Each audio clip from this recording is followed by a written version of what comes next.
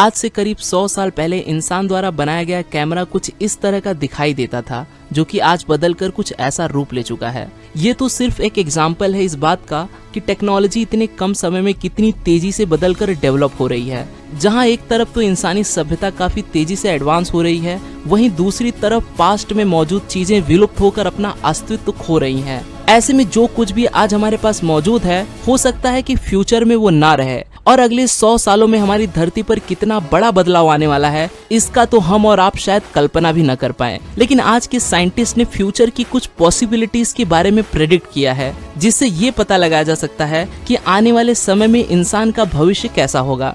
तो आज की यूनिवर्स एडवेंचर के इस एपिसोड में हम बात करेंगे कुछ ऐसी घटनाओं के बारे में जिन्हें आप अगले 100 सालों में होते हुए देखेंगे।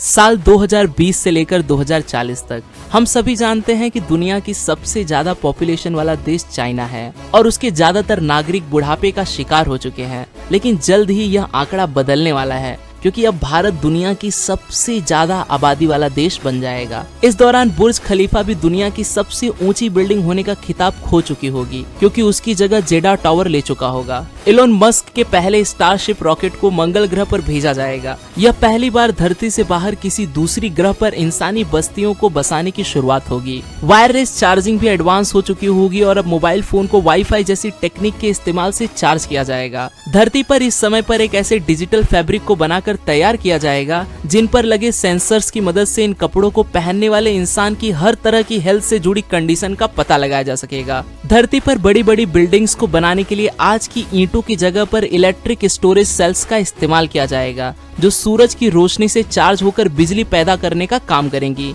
घर घर में रोबोटिक डॉग्स का इस्तेमाल किया जाने लगेगा। इस समय हमारी गाड़ियां आपस में कम्युनिकेट करने लगेंगी, जिससे एक्सीडेंट होने का खतरा न के बराबर हो जाएगा। भविष्य में टाइटेनियम डाइऑक्साइड का इस्तेमाल बिल्डिंग से लेकर कपड़ों तक पर किया जाएगा, जिससे बिल्डिंग्स पर धूप पड़ने से ही वो अपने आप साफ होकर कई सालों तक नई की तरह चमकती रहेंगी। यहाँ तक कि हमें अपने कपड़ों को भी धोने की जरूरत नहीं पड़ेगी। उन्हें भी सिर्फ धूप में रखने भर से ही उन पर मौजूद हर तरह के दाग और धब्बे अपने आप ही गायब हो जाएंगे। सन 2040 से 2060 तक अब तक ग्लोबल वार्मिंग के चलते धरती का तापमान बहुत ज्यादा बढ़ चुका होगा। उत्तरी ध्रुव पर मौजूद बर्फ काफी तेजी से पिघलने लगेगी। धरती पर पॉपुलेशन इतनी तेजी से बढ़ चुकी होगी कि लोगों के रहने के लिए अमेज़न रेन फॉरेस्ट जैसे जंगलों को आधे से ज्यादा नष्ट कर दिया जाएगा। यहाँ तक कि धरती की आधी से ज्यादा जनसंख्या के पास पीने के लिए पानी तक भी मौजूद नहीं होगा। लेकिन अब तक हम इंसानों को मार्स पर भेजने में कामयाबी हासिल कर चुके होंगे। वहाँ पर मशीनों की मदद से पानी और ऑक्सीजन का निर्माण किया जाने लगेगा, जिससे कि आने वाले समय में वहाँ पर धरती जैसे वातावरण का निर्माण होने लगेगा और मार्स की धरती पर भी पेड़ पौधे उगने लगेंगे। वहीं धरती पर ट्रैवलिंग के लिए ऐसे सुपरसोनिक जेट्स का इस्तेमाल किया जाने लगेगा कि उनकी मदद से हम 10 घंटे की दूरी को भी सिर्फ आधे घंटे में ही तय कर लेंगे। इस नई तकनीक से धरती पर हमारी लाइफ और भी ज्यादा फास्ट हो जाएगी और हमारा कीमती समय बचने लगेगा। एलोन मस्क अपने न्यूरालिंक प्रोजेक्ट के जरिए इंसानी दिमाग में ड्रिल की मदद से एक ऐसी चिप को इंसर्ट कर देंगे जो इंसानी दिमाग की कमियों को खत्म कर उन्हें जीनियस बनाने में भी मदद करेगा,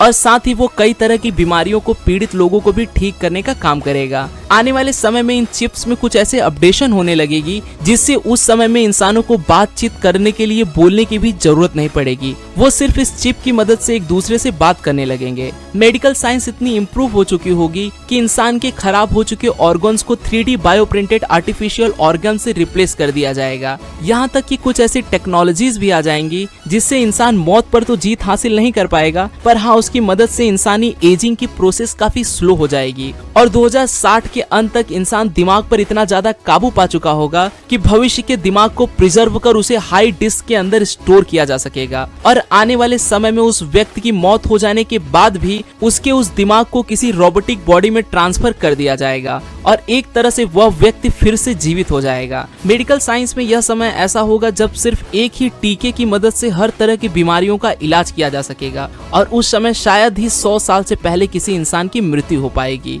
अब नजर डालते हैं 2061 से लेकर 2100 तक की घटनाओं पर। इस समय तक मार्स पर इंसान की आबादी करीब 3 लाख तक जा पहुंचेगी और पिछले कई हजार सालों में विलुप्त हो चुके कई जानवरों को उनके डीएनए की मदद से फिर से जिंदा कर दिया जाएगा। इंसान स्पेस में मौजूद एस्ट्रॉइड्स में से भी जरूरी मिनरल्स को कलेक्ट कर उसका इस्तेमाल ईंधन के रूप में करने लगेगा। स्टेम सेल टेक्नोलॉजी की मदद से इंसान अपने शरीर के खोए हुए पार्ट्स जैसे कि उंगलियों को दोबारा से रीग्रो कर पाएगा। आयरन मैन मूवी के टॉनी स्टार्क की तरह इंसान आर्क रिएक्टर टेक्नोलॉजी को काफी हद तक कॉम्पैक्ट और एफिशिएंट बना चुका होगा, जिसके इस्तेमाल से ईंधन की खपत खत्म हो जाएगी। अब तक इंसान के लिए दूसरी प्रजातियों के जीव जंतुओं से भी कम्युनिकेट कर पाना संभव हो जाएगा। 2075 तक पॉल्यूशन के चलते धरती की खराब हो चुकी ओजोन लेयर, जो सूरज की खतरनाक अल्ट्रावायलेट किरणों को धरती पर आने से रोकती है, पूरी तरह से रिपेयर हो चुकी होगी, जिससे धरती पर होने वाली काफी खतरनाक बीमारियों से मुक्ति मिल जाएगी। साइंस और टेक्नोलॉजी की मदद से इंसानी शरीर में कुछ ऐसे चिप्स को इंजेक्ट किया जाएगा जो इंसान की लगभग हर तरह की समस्या को दूर कर देगी। जैसे कि अगर कोई इंसान अपना वजन कम करना चाहता है तो वो पेट में लगी अपनी इस चिप की मदद से अपने खाने पीने की डाइट पर भी काबू कर पाएगा।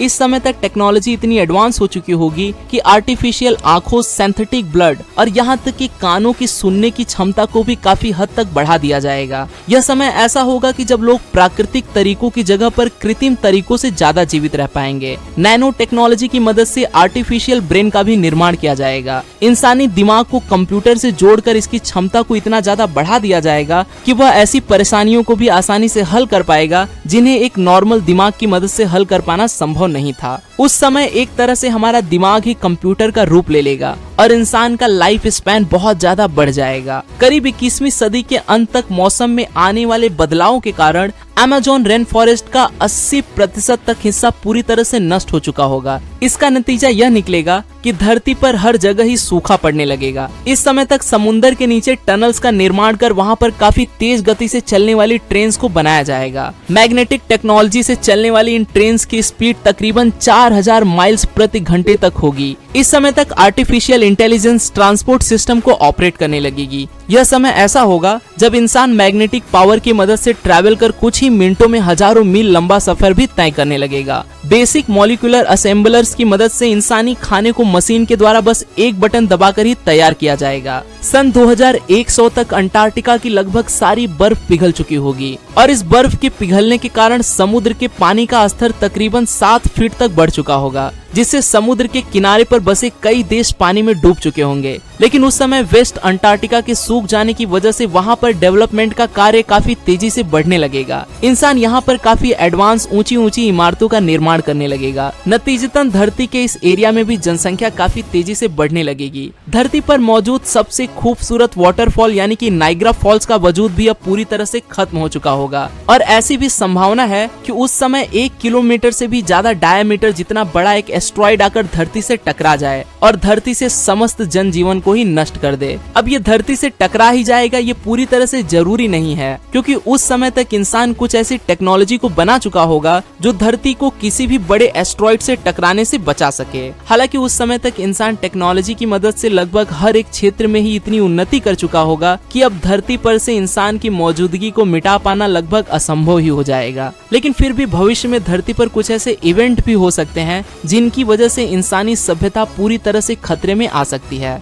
जैसे कि भविष्य में एक सुपर वोल्केनिक इरप्शन यानी कि ज्वालामुखी विस्फोट भी हमारा स्वागत कर रहा है और यह विस्फोट किसी आम ज्वालामुखी की तरह नहीं होगा, बल्कि इसका प्रभाव तो धरती पर किसी बड़े एस्ट्रॉइड के टकराने से भी ज्यादा खतरनाक होगा। यह धरती पर प्रति 100 किलोमीटर क्यूबिक जितना काला धुआं उत्पन्न करेगा, जिसके चलते हमारी धरती के ऊपर एक मोटे बादल की चादर बिछ जाएगी जो धरती के अंदर की गर्मी को ना तो बाहर निकलने देगा और इसकी वजह से धरती से बाहर की गर्मी भी धरती की सतह पर नहीं पहुंच पाएगी, जिसका नतीजा यह निकलेगा कि यहाँ पर इंसानों का बच पाना लगभग नामुमकिन ही हो जाएगा और ऐसे में यहाँ पर एक हिमयुग की शुरुआत होगी। अब ऐसे में इंसान को किसी दूसरे ग्रह पर भी अपने पैर जमाने ही होंगे। यही कारण है कि इंसान मंगल जैसे कई दूसरे ग्रहों पर इंसानी जीवन को पहुंचा पाने में हर एक मुमकिन कोशिश में लगा हुआ है। यकीनन फ्यूचर में इंसान हमारे सोलर सिस्टम के कई प्लैनेट्स पर इंसानी बस्तियों को बसा चुका होगा और उन प्लैनेट्स के इन्वायरमेंटल कंडीशंस के अकॉर्डिंग फ्यूचर में इंसान का बायोलॉजिकल स्ट्रक्चर भी बदल चुका होगा, जिसका नतीजा यह निकलेगा कि हर प्लैनेट के इंसान देखने में एक दूसरे से काफी अलग दिखाई देंगे।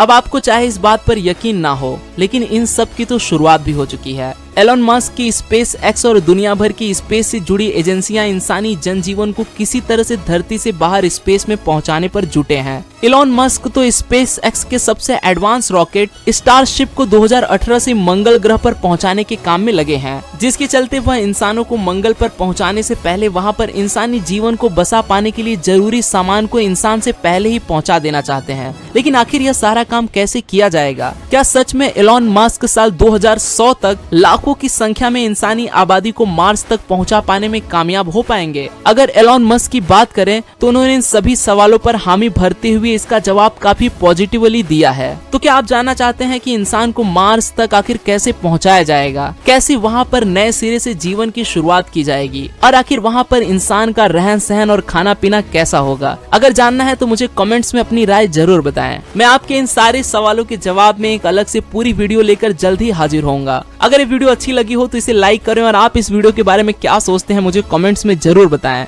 मैं हूं आपका दोस्त रोहित, फिर मिलता हूं आपसे ऐसी ही एक और अमेजिंग वीडियो के साथ। तब तक के लिए नमस्कार।